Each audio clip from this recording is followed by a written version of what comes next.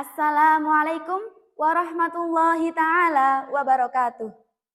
Alhamdulillahirabbil alamin wassalatu wassalamu ala asyrafil anbiya wal mursalin wa ala alihi wa sahbihi wa barik wa sallim ajma'in amma ba'du. Honorable the judges of this speech competition, respectable the committees, ladies and gentlemen and dear audiences. First of all, let's thanks to Allah who has given us mercies and blessing so that we can gather in this special occasion.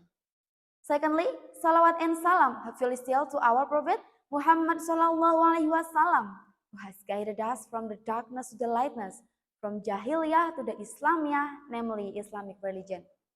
Thirdly, I'd like to say thank you very much for giving me this opportunity to deliver my speech under the title Self-Help for Good Mental Health. Ladies and gentlemen and dear audiences, teenager is the reflection of a nation's future, including Indonesia. If I ask you to describe what being a teenager feels like, what would you say? Exciting, exhausting, confusing, it's probably all three. We're navigating a massive roller coaster ride, figuring out who we are, dealing with constant academic pressure, and facing the impossible standard set by social media. All of this pressure don't just affect our grades, they affect our minds. When we talk about mental health, we're not just talking about serious illnesses. We're talking about our emotional, psychological, and social well-being. It's the foundation of how we handle stress, relate to others, and make choices. Think of your mind like a phone battery. If you run it constantly, apps running, brightness up high, it drains fast. Our mental are exactly the same. We need regular charging, and ignoring the low battery warning leads to burnout, anxiety, and depression. We need to remember that struggling with your mental health is a normal human experience. It is not a sign of weakness.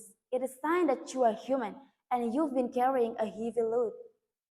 So, what can we actually do right here, right now, to make our mental well-being a priority? First, talk. The single most powerful tool we have is our voice. Bottling up emotion is like shaking a soda can. Eventually, it's going to explode. You are allowed to not be okay. Find one trusted person, a friend, a parent, a favorite teacher, or a counselor, and just start talking. They don't need to solve your problem. They just need to listen. Second, practice smart self-care. Self-care is an expensive spa days. It's setting boundaries. It's making sure you get enough sleep.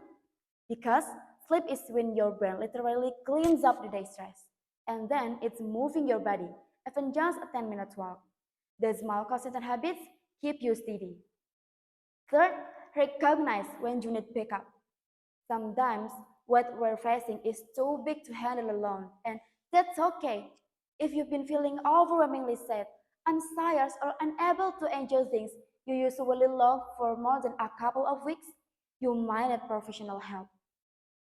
And last, as a Muslim, we have to always remember and being closer to our God, Allah Subhanahu wa Ta'ala, as He said in Holy Quran Surah Al-Baqarah, verse 153, Bismillahirrahmanirrahim. Ya ayyuhalladzina amanu sta'inu bis sabri was salah, innallaha ma'as sabirin. Al-ayah. Oh, you who have believed, seek help, truth, and patience. Indeed, Allah is with the patient. Ladies and gentlemen, let's be kind. Let's listen without judgment.